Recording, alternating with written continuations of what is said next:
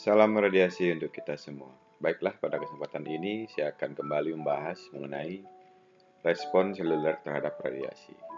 Berbicara tentang respon seluler, di sini tentunya sangat berkaitan. Yang kita bahas ini adalah tentang sel. Siklus sel ini memungkinkan makhluk hidup untuk berkembang biak, tumbuh kembang, dan bahkan menyembuhkan luka. Ada proses rumit yang terjadi dalam siklus tubuh manusia ini. Kita langsung saja masuk ke topik pembahasan. Nah, ini adalah merupakan diagram siklus sel, di mana siklus sel ini adalah fungsi sel yang paling mendasar berupa duplikasi akurat sejumlah besar DNA di dalam kromosom dan kemudian memisahkan hasil duplikasi tersebut hingga terjadi dua sel baru yang identik. Jadi di dalam tubuh manusia itu ada suatu kegiatan penting yang selalu terjadi tanpa kita sadari, bahwa sel-sel yang ada dalam diri kita terus mengalami pertumbuhan, sel-sel baru senantiasa bermunculan, dan ada sel-sel yang harus dikorbankan. Kegiatan ini disebut dengan istilah siklus sel. Siklus sel ini sangat penting, di mana kalau kita gambarkan secara real yang kita alami, sejak kita masih berada dalam kandungan, tumbuh terus mengalami perubahan dari yang bentuknya masih antah berantah hingga bisa seperti ini. Nah, itulah yang menyebabkan tanpa adanya siklus sel itu, manusia tidak akan tumbuh dan mungkin luka-luka tidak akan pernah sembuh. Reproduksi pun tidak mungkin terjadi. Maka dari itu, siklus sel ini sangat penting terjadi dalam tubuh kita.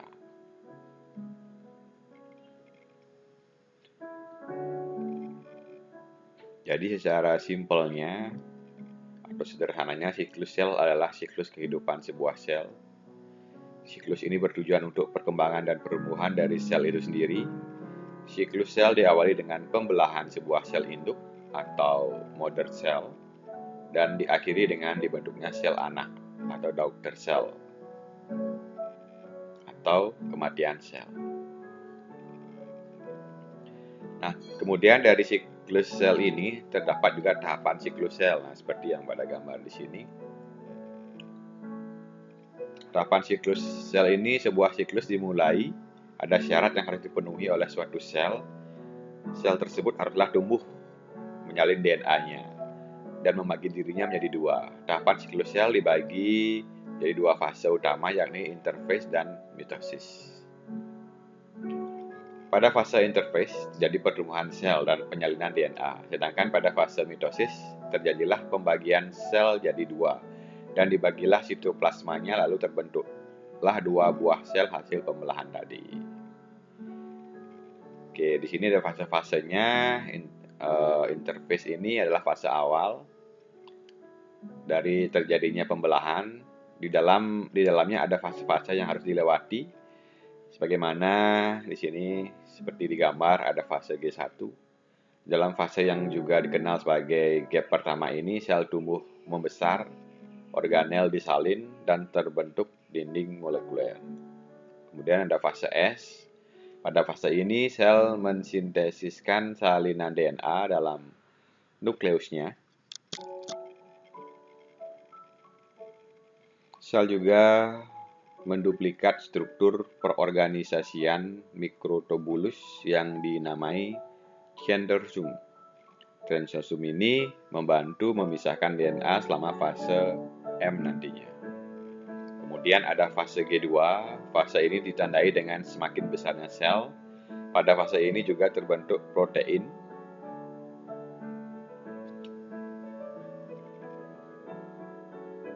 Oke, kemudian selanjutnya ada fase mitosis. Jadi sepanjang terjadinya fase ini, sel membagi DNA dan sitoplasma yang sebelumnya telah disalin menjadi dua bagian dan membelah dirinya. Di dalam fase meiosis ini ada 4 tahapan yang terjadi. Tahapan tersebut diawali dengan profase, metafase, anafase, dan diakhiri dengan telofase. Setelah semua proses berakhir, sel-sel yang baru terbentuk tadi akan memulai siklus barunya sendiri.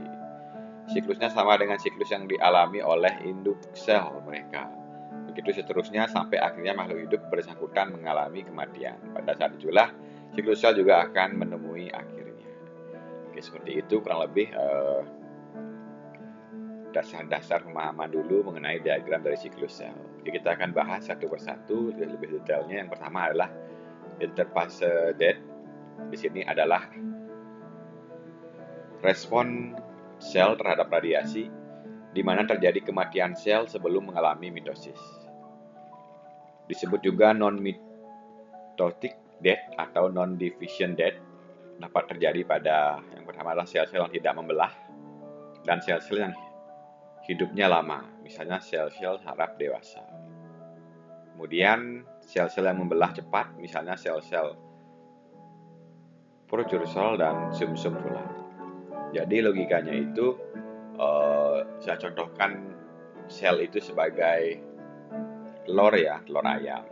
Jadi atau benih telur seperti itu. Jadi ketika telur ini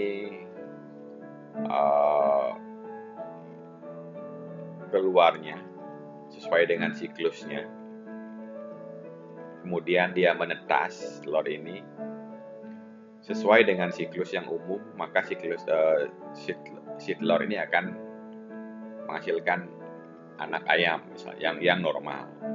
Sedangkan ketika si telur ini keluar, kemudian dia istilahnya itu menetasnya lebih awal atau menetasnya sangat lama sekali daripada telur yang normal pada sebelumnya, tentunya adanya di sini sebuah kelainan-kelainan nanti pada anak ayam yang menetas tersebut. Nah seperti itu. Jadi anggapannya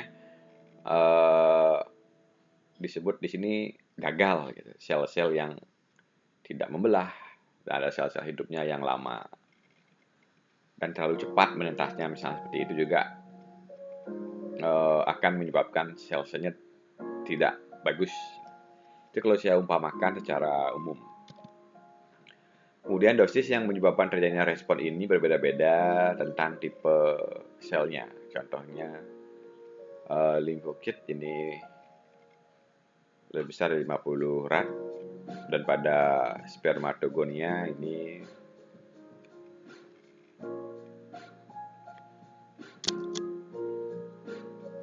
jadi pada spermatogonia ini dia lebih kecil dari 25 rad. Ini juga limfositnya dia lebih kecil dari 50 rad.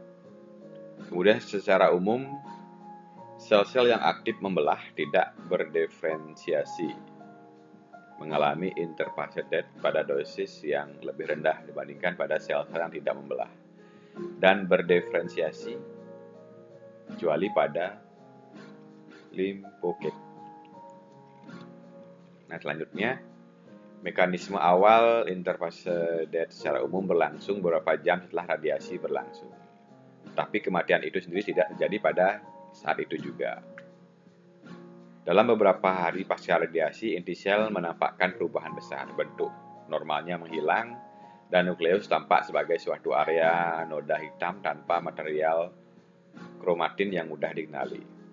Keseluruhan sel pada saat ini menampakkan perubahan sebagai tanda bahwa sel mengalami nekrosis atau sel menuju ke kematian sel.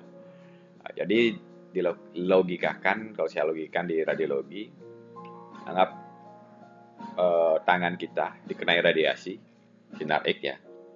Nah di sini, oke, jadi di sini tangan kita yang tadinya terkena sinar X itu tidak langsung mengalami perubahan. Nah, sel-selnya itu tidak langsung mati, mungkin dia melemah dulu sel-selnya. Ketika melemah, ada mungkin beberapa persen yang survive atau bertahan hidup, ada beberapa sel yang mati. Ketika sel-sel ini yang mati ini berlebihan, maka terjadilah efek-efek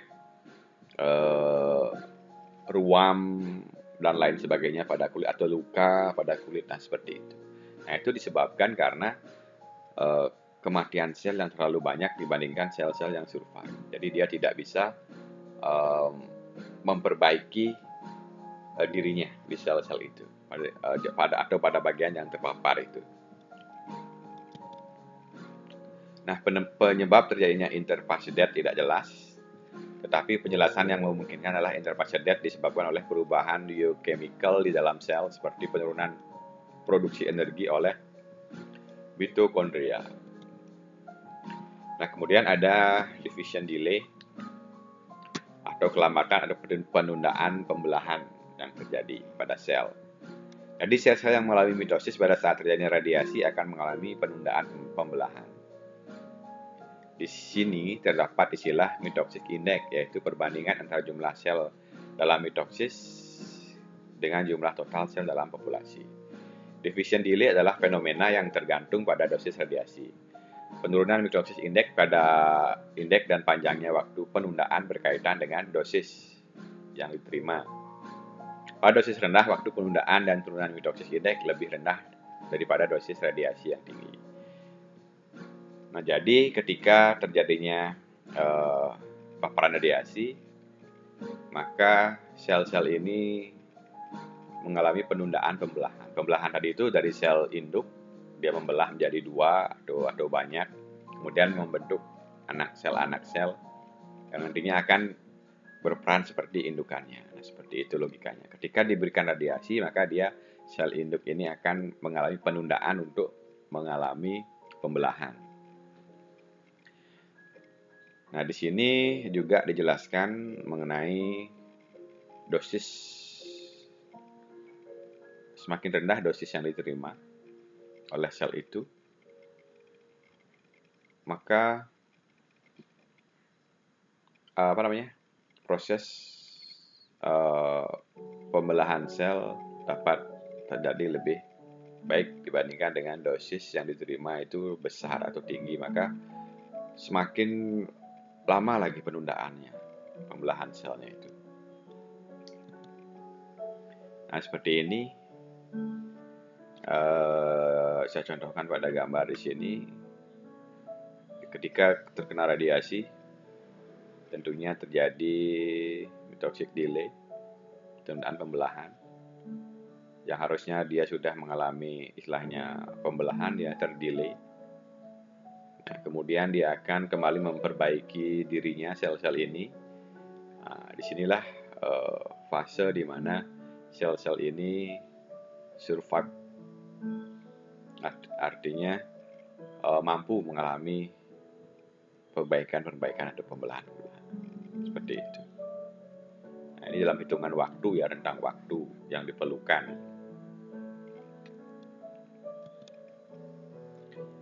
Kemudian penyebab pasti tentang mitosis delay tidak diketahui. Beberapa teori yang memungkinkan adalah yang pertama adalah unsur kimiawi dalam pembelahan terganggu oleh radiasi. Yang kedua, protein yang dibutuhkan untuk mitosis tidak tersintesa. Yang ketiga, sintesa DNA tidak terprogres pada tingkat yang sama pada penyinaran berikutnya. Kesimpulannya yang dapat kita angkat, division delay adalah fenomena yang terkait dengan dosis. Penurunan mitosis index dan panjangnya delay adalah fungsi dari dosis. Mitosis overshoot menunjukkan kemampuan sel untuk mengatasi radiasi, menunjukkan bahwa proses bersifat reversible. Kemudian division delay juga menunjukkan fungsi dari tahapan-tahapan sel. Beberapa tahapan lebih sensitif terhadap radiasi daripada yang lainnya. Nah, kemudian yang berikutnya ada reproductive failure atau kegagalan reproduksi. Nah, ini diartikan sebagai ketidakmampuan sel untuk mengalami pembelahan ulang setelah terkena radiasi. Oke, dari definisi ini maka dapat dikatakan sel yang tidak dapat membelah ulang dikatakan tidak survive atau sel tersebut mati. Walaupun secara teknik mereka tetap hidup, tetap bermetabolisme atau mampu membelah dalam jumlah yang terbatas. Jadi tidak maksimal pembelahan sel. Nah, di sini ada jenis kerusakan sel atau respons seluler. Yang pertama adalah interphase death, ini perubahannya arsitektur inti normal menghilang, dosisnya tinggi pada kasus umum kecuali pada pocket. Kemudian mekanismenya kemungkinan disebabkan karena biokimiawi. Kemudian division delay, berubahnya lah indeks mitos menurun, sel mengalami keterlambatan membelah dalam waktu tertentu. Dosisnya tergantung pada dosis, tingkat respon bervariasi terhadap dosis. Mekanisme tidak diketahui. Kemudian ketiga ada reproductive failure. Di sini kehilangan integritas reproduksi, sel tidak dapat mengalami pembelahan ulang. Dosisnya tergantung pada dosis tinggi, menimbulkan akibat yang tinggi. Mekanismenya belum diketahui, tidak diketahui. Nah, di sini eksperimen dari Kanti dan Spear menunjukkan, nah di sini terjadi mitosis, kill-in mitosisnya di sini. Nah, di sini dari beberapa variasi yang diterima, ini terlihat ini semakin tinggi, juga memerlukan waktu ataupun jumlah sel-sel yang survive maupun sel-sel yang mati di sini.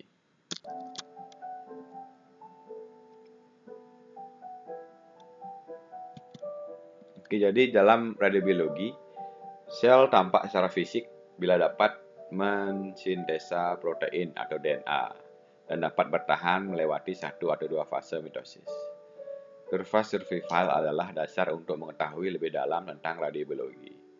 Nilainya didapat melalui langkah-langkah eksperimen menggunakan siklus sel buatan dalam culture jaringan. Nah, ini penemuan kurva survival cell. Secara simpel saja saya jelaskan di sini, ada istilahnya sel-sel yang sangat banyak. Nah, kemudian diberikan efek radiasi, Nah, kemudian ini sel yang survive ada berapa persen. Oke, semakin tinggi dosis radiasi yang diberikan, maka kemungkinan sel yang dapat survive juga semakin rendah. Begitu juga sebaliknya. Semakin kecil dosis radiasi, maka sel-sel yang survive akan lebih banyak. Nah, di sini lanjut lagi, kurva survival cell mendeskripsikan hubungan antara dosis radiasi dengan proporsi sel yang survive atau bertahan. Apa itu survive? Secara langsung, lawan dari survive adalah mati. Tapi pada sel-sel yang berdiferensiasi atau tidak berkembang biak seperti sel syaraf, otot, dan sekretory, tidak survive berarti kehilangan fungsi reproduksinya. Kemudian kurva ini menunjukkan karakteristik survival dari sel mamalia ketika terpapar oleh dosis yang berbeda-beda, baik oleh radiasi sinar X ataupun sinar alfa, dan ini dapat dilihat dari bentuk kurvanya. Di sini ternyata pada dosis di bawah 150 rad, kurva menunjukkan daerah shoulder. Pada era ini kenaikan dosis tidak menyebabkan penurunan pada fraksi yang survival. Ini berarti dosis kurang dari 150 rad tidak efisien untuk menghasilkan kematian sel. Jadi masih aman digunakan. Dosis yang kurang dari 150 rad.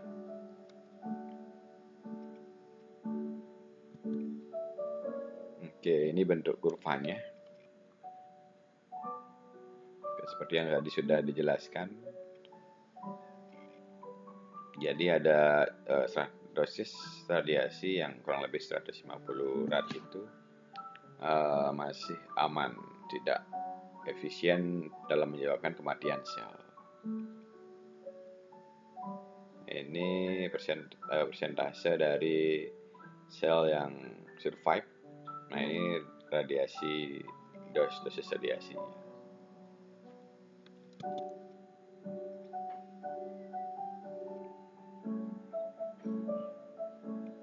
Oke, ini juga diilustrasikan yang sama terhadap dengan sel-sel yang survive terhadap besarnya dosis radiasi.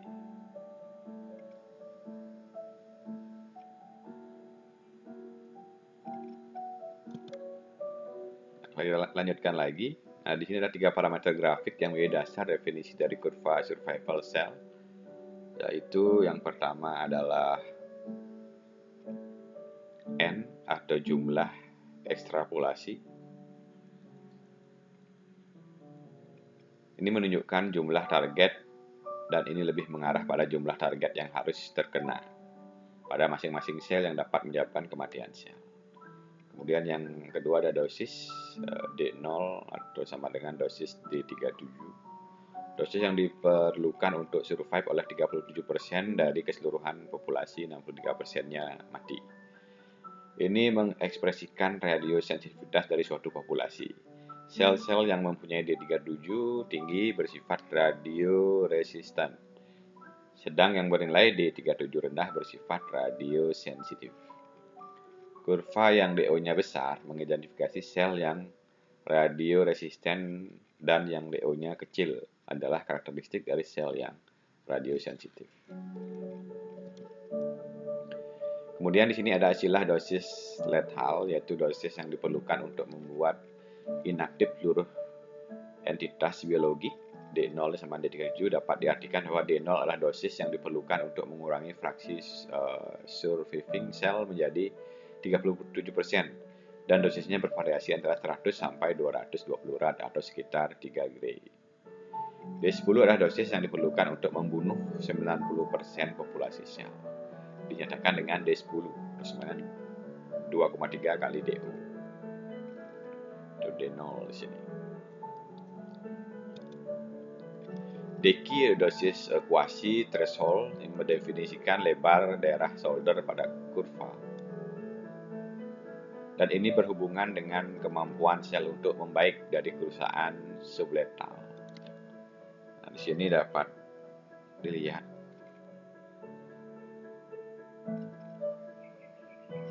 pada grafiknya. Ada sel yang survival.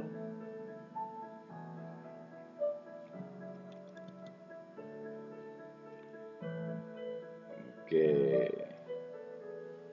Ini survival cell, di sini dosis radiasinya dapat dilihat di sini pengionnya padat, nah di sini pengionnya jarang.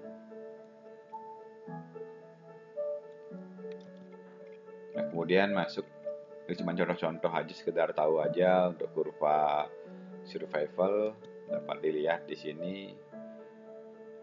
Oke, di sini kurva kelangsungan hidup sel yang representatif untuk fibroblast manusia setelah terpapar 200 QVV.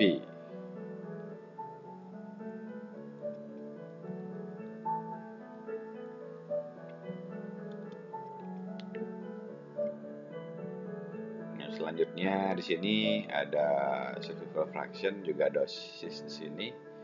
Ini ada X-ray low LED, LET ini atau LED ini disebut linear energy transfer. Oke, linear energy transfer itu LET. Jadi pada gambar ini efek peningkatan pada kurva kelangsungan hidup sel. Semakin tinggi LET, semakin curam kurvanya. Sebagian besar sel dalam kultur jaringan yang terpapar radiasi rendah menunjukkan ada lengkungan atau bahu di situ awal pada kurva yang menunjukkan kemampuan untuk memperbaiki kerusakan radiasi dengan paparan radiasi LET tinggi. Ada sedikit atau tidak ada kemampuan untuk memperbaiki kerusakan di situ.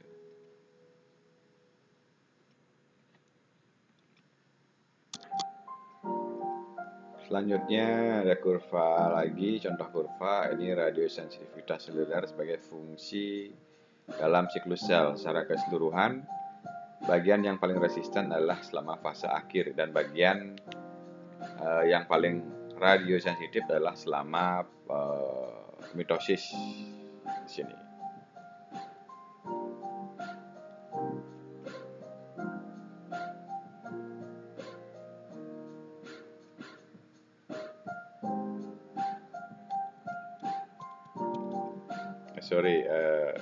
yang saya maksudkan tadi ini kurva yang ini.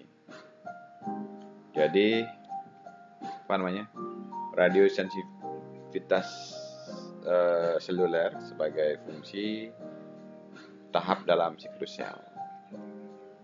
Secara keseluruhan, bagian yang paling resisten adalah selama fase akhir, dan bagian yang paling radiosensitif adalah selama mitosis.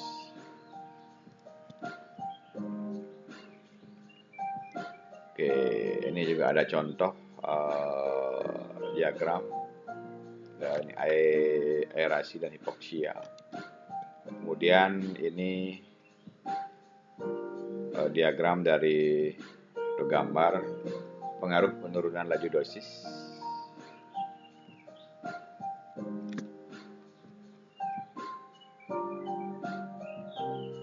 pada kurva kelangsungan hidup sel. Jadi ini ada pengaruh penurunan laju dosis pada kurva kelangsungan hidup sel. Saat laju dosis menurun dari laju yang relatif tinggi, itu gambar A.